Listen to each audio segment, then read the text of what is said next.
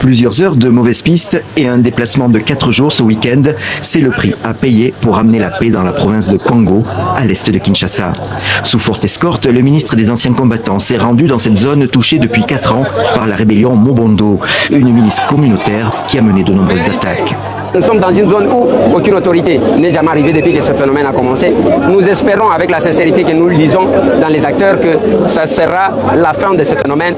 Fin 2025, les Mobondo étaient encore actifs dans 5 provinces autour de la capitale, perturbant son approvisionnement.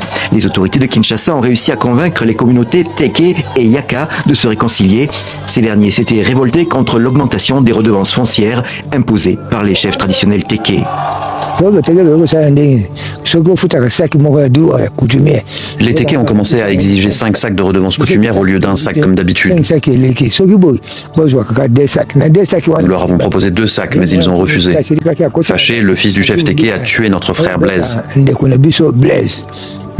Il s'en est suivi l'arrestation de tous les membres de la famille de Blaise, déplacés de force vers le Bandundu. Thomas Makambu, surnommé aussi Fo Yaya, a aujourd'hui 73 ans et il est considéré comme l'initiateur de la milice Mobondo. Pour ses combattants, il a confectionné des fétiches de protection contre les balles ennemies. Il donne une deuxième explication à l'insurrection, la vente de terre à Joseph Kabila ou ses alliés, jugés proches des Rwandais et qui aurait conduit à l'expulsion des cultivateurs Yaka. Comment les Mobondo ont-ils commencé à Kwamut? C'était quand les Tékés ont vendu tout l'espace à Joseph Kabila. Et ils ont demandé à tout le monde d'évacuer les terrains qu'il avait achetés. Alors, nous nous sommes posé la question, pourquoi quitter?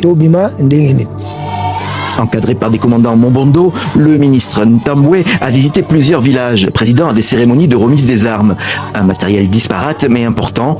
Un seul message, l'heure est à la paix. La population semble soulagée et les combattants sont intéressés par la proposition d'être intégrés dans l'armée nationale congolaise. Notre terre, où les cordons ombilicaux de nos ancêtres ont été enterrés, était en train d'être vendue aux Rwandais. Nous n'avons pas aimé cela car nous ne pouvons pas devenir leurs esclaves. Nous avons remis les armes pour qu'il y ait la paix. Parmi nous, celui qui souhaite intégrer l'armée congolaise ou faire autre chose, chacun est libre. Plus de 500 jeunes ex-Mobondo ont déjà été regroupés en périphérie de Kinshasa. On leur promet maintenant, selon leur choix, une formation militaire ou professionnelle. Plusieurs se déclarent prêts à aller se battre dans l'est du pays.